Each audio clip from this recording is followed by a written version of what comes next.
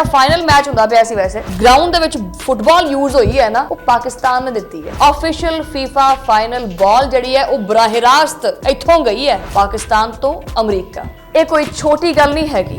ਹੋਰ ਵੀ ਕਿਸੇ ਮੁਲਕ ਨੂੰ ਫੁੱਟਬਾਲ ਲੈ ਸਕਦੇ ਸੀ ਉਹ, ਲੇਕਿਨ ਨਹੀਂ। ਦੁਨੀਆ ਦੇ ਅਰਬਾਂ ਲੋਕਾਂ ਨੇ ਉਹ ਮੈਚ ਦੇਖਿਆ ਔਰ ਹਰ ਕਿੱਕ ਦੇ ਪਿੱਛੇ ਪਾਕਿਸਤਾਨੀ ਹੱਥਾਂ ਦੀ ਮਹਾਰਤ ਸੀ। ਇਹ ਹੈ ਅਸਲ ਸਫਾਰਤਕਾਰੀ, ਇਹ ਹੈ ਸੌਫਟ ਪਾਵਰ।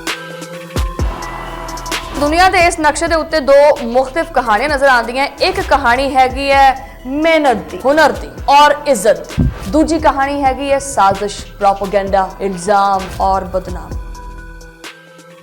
पूरी दुनिया के उत्ते अगर कोई राज करता पिया तो पाकिस्तान। पूरी दुनिया जानती है कि केड़ा मुल्क है जिहड़ा खित्ते दे विच अमन चाहता है और केड़ा मुल्क है जिहड़ा सिर्फ और सिर्फ नफरत फैलांदा है और टारगेटेड किलिंग करता है।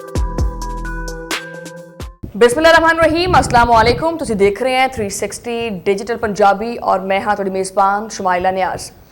वो कहते ना कि जिहड़ा इंसान किसी दूसरे नूं डेगण वास्ते कोशिश करता है ना, तो उन्होंने पता नहीं होंदा वो अपने आप मूँह दे बल डिग्या होंदा है। जिहड़ा खड्डा वो दूसरे वास्ते खोददा है ना, उसी खड्डे दे विच वो आप उहदे मूँह डिग्या होंदा है। और यही हालत है भारत की। पूरी दुनिया के उत्ते अगर कोई राज करता पिया तो पाकिस्तान का नाम जो ना वो बड़ा रोशन होके नज़र आता पाया पूरी दुनिया नूं। पूरी दुनिया जानती है कि केड़ा मुल्क है जिहड़ा खित्ते दे विच अमन चाहता है और केड़ा मुल्क है जिहड़ा सिर्फ और सिर्फ नफरत फैलांदा है और टारगेटेड किलिंग करता है। आ दुनिया का नक्शा मैं रखिया होया। इस दुनिया के नक्शे नूं मैं क्यों रखिया अपने कोले, मैं दस दनी हां। इस दुनिया के नक्शे के उत्ते दो मुख्तलिफ जिहड़े ना कहानियां नज़र आंदियां ने। वो कहानियां किहड़ियां ने इस ब्लॉग च दसदे हां। जनाबे वाला दुनिया के इस नक्शे के उत्ते दो मुख्तलिफ कहानियां नजर आंदियां। एक कहानी हैगी है मेहनत दी, हुनर दी और इज्जत दी। दूजी कहानी हैगी है साजिश, प्रोपेगेंडा, इल्जाम और बदनाम। समझ तो तुसी गए होने क्योंकि तुसी हैगे सियाणे बहुत ज़्यादा। जनाबे वाला पहली कहानी हैगी है पाकिस्तान, जो कि फील्ड मार्शल सैयद आसिम मुनीर दी क्यादत दे विच पाकिस्तान अज दुनिया नूं दसदा पिया है कि असी सिर्फ गल्लां नहीं करते, असी जो करते हैं वो दिखता है पूरी दुनिया नूं। तुसीं सुनिया तो होएगा कि जरा अजकल, क्योंकि मैं तो खैर देखती नहीं हैगी फुटबॉल मैच, तो बड़े हैरान होंदे लोग हैं तो मैच नहीं देखती फुटबॉल का। मैं नहीं देखती यार। आ जिहड़ा फाइनल मैच हुंदा पिया सी वैसे ये मैनूं पता है कि जिहड़ा फाइनल मैच है उहदे विच जिहड़ी ग्राउंड दे विच फुटबॉल यूज़ होई है ना, वो पाकिस्तान ने दित्ती है। ऑफिशियल फीफा फाइनल बॉल जिहड़ी है वो बराह रास्त इत्थों गई है पाकिस्तान तो अमरीका। ये कोई छोटी गल नहीं हैगी।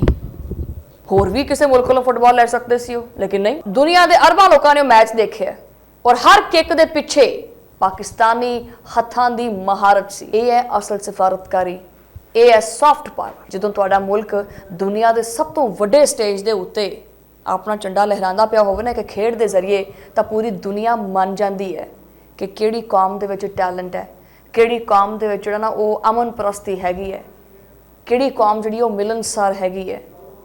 और दूजे पासे हैं सानू की नज़र आंदा है। देखो मेरी गल नहीं हैगी, तुसी दर्जनों वीडियोज़ देख सकते हैं सोशल मीडिया के उत्ते जिहड़ी भंबार आई हुई है। ये दूजे पासे जिहड़ा नज़र आंदा पिया ना मोदी दा भारत, एक ऐसा मुल्क जिहदे उत्ते अज अमरीका दी आपदी अदालत दे विच फर्दे जुर्म आयद है। इल्जामात बड़े संगीन ने। इल्जाम यह है कि भारत ना सिर्फ अपनिया सरहदां दे आसे पासे बल्कि उस तो बाहर जाके ट्रांसनैशनल जिहड़ी हिंदुत्व दहशतगर्दी है ना, वो भी बरामद करता पिया, वो भी भेजदा पिया। और गल सिर्फ इत्थे खत्म नहीं होंदी। अमरीका की सरजमीन के उत्ते सिख रहनुमा गुरपंत मान सिंह पन्नू नूं कतल करवाने की साजिश जिहड़ी ना चलाई गई है। और उन्होंने कह दिता है कि अगर मैनू कुछ हो गया तो ये पिछे कौन हो सकता है, भारतीय सरकार, क्योंकि वो साजिश करती है इस वास्ते कि वो पंजाब दी वो खालिस्तान रेफरेंडम की गल करते हैं और वो इस तरह के होशे हथकंडे करके खालिस्तान रेफरेंडम नूं रोकना चाहती है। सोचो कि एक मुल्क दूजे मुल्क जाके आपदे ही मुल्क दे विच रहने वाले जिहड़े लोग ने उन्होंने कतल कराउण दा प्लान बनाता है। वैसे एक किहड़ी जमहूरीयत है? ये किहड़ा वड्डा मुल्क है? फर्क तुहाडे सामने वाज़े है कि पाकिस्तान ने पूरी दुनिया के उत्ते चीज़ बावर कराई। वो अलग गल है कि ठीक है हुण दोनों जिहड़े ने वो दोबारा एक दूसरे के सामने आके खड़े हो गए, लेकिन पाकिस्तान ने ये सफारतकारी जिहड़ी है कीती है। भले कुछ देर वास्ते जंग रुकवाई, लेकिन जंग रुकवाई। ਔਰ ਆ ਫੀਫਾ ਜਿਹੜਾ ਮੈਚ ਚੱਲਦਾ ਪਿਆ ਇਹਦੇ ਵਿੱਚ ਵੀ ਜਿਹੜਾ ਨਾ ਉਹ ਜਿਹੜੀ ਬਾਲ ਇਸਤੇਮਾਲ ਹੁੰਦੀ ਪਈ ਹੈ ਉਹ ਪਾਕਿਸਤਾਨ ਦੀ ਜਿਹੜੀ ਫੈਕਟਰੀ ਹੈ ਔਰ ਕਾਰਖਾਨੇ ਨੇ ਔਰ ਜਿਹੜੇ ਉਹ ਹੁਨਰਮੰਦ ਹੱਥ ਨੇ ਉਹਨਾਂ ਦੀ ਬਣੀ ਹੋਈ ਹੈ। ਉਹ ਕਿੰਨੇ ਵੱਡੇ ਇਵੈਂਟ ਦਾ ਹਿੱਸਾ ਬਣਦੀ ਪਈ ਹੈ।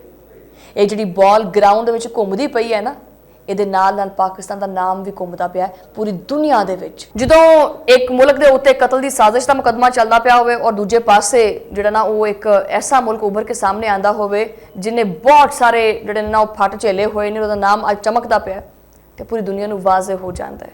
ਅੱਜ ਪਾਕਿਸਤਾਨ ਤੋਂ ਬਗੈਰ ਖਿੱਤੇ ਵਿੱਚ ਕੋਈ ਫੈਸਲਾ ਨਹੀਂ ਹੁੰਦਾ ਔਰ ਤਾਰੀਖ ਹਮੇਸ਼ਾ ਫੈਸਲਾ ਕਰਦੀ ਹੈ। ਕੌਮਾਂ ਜਿਹੜੀਆਂ ਨੇ ਉਹ ਹਥਿਆਰਾਂ ਨਾਲ ਨਹੀਂ ਚੱਲਦੀਆਂ, ਹੁਨਰ ਯਾਦ ਰੱਖੇ ਜਾਂਦੇ ਆ, ਸਫਾਰਤਕਾਰੀ ਯਾਦ ਰੱਖੀ ਜਾਂਦੀ ਹੈ। ਕੌਮਾਂ ਜਿਹੜੀਆਂ ਨੇ ਉਹ ਬੰਬਾਂ ਨਾਲ ਨਹੀਂ ਚੱਲਦੀਆਂ, ਠੀਕ ਹੈ, ਕੌਮਾਂ ਚੱਲਦੀਆਂ ਅਕਲ ਨਾਲ, ਦਨਾਈ ਨਾਲ। ਔਰ ਭਾਰਤ ਦੇ ਵਿੱਚ ਨਾ ਸਿਰਫ ਗੁਰਪੰਤ ਵੰਸ਼ ਸਿੰਘ ਪੰਨੂ ਦੀ ਜਿਹੜੀ ਕਤਲ ਦੀ ਸਾਜ਼ਿਸ਼ ਹੈ ਉਹ, ਬਲਕਿ ਜਿਹੜੀ ਆ ਸਤਲੁਜ ਮੂਵੀ ਹੈਗੀ ਹੈ, ਸਤਲੁਜ ਮੂਵੀ ਦੇ ਉੱਤੇ ਜਿੰਨਾ ਇਹਨਾਂ ਨੇ ਬੈਨ ਲਾਇਆ ਉਹ ਮੂਵੀ ਓਨੀ ਹੀ ਜ਼ਿਆਦਾ ਜਿਹੜਾ ਨਾ ਉਹ ਹਿੱਟ ਹੋਈ ਹੈ। ਈਵਨ ਕਿ ਤੁਸੀਂ ਕਿਸੇ ਚੀਜ਼ ਨੂੰ ਰੋਕਣ ਦੀ ਕੋਸ਼ਿਸ਼ ਕਰਦੇ ਆ ਨਾ, ਉਹ ਚੀਜ਼ ਓਨੀ ਜਿਹੜੀ ਹੈ ਨਾ ਉਹ ਲੋਕੀ ਦੇਖਣਾ ਪਸੰਦ ਕਰਦੇ ਆ ਵੀ ਆਖਿਰ ਕਿਹੜੀ ਵਜ੍ਹਾ ਹੈਗੀ ਹੈ ਵੀ ਇਸ ਚੀਜ਼ ਨੂੰ ਰੋਕਿਆ ਜਾ ਰਿਹਾ, ਦਬਾਇਆ ਜਾ ਰਿਹਾ।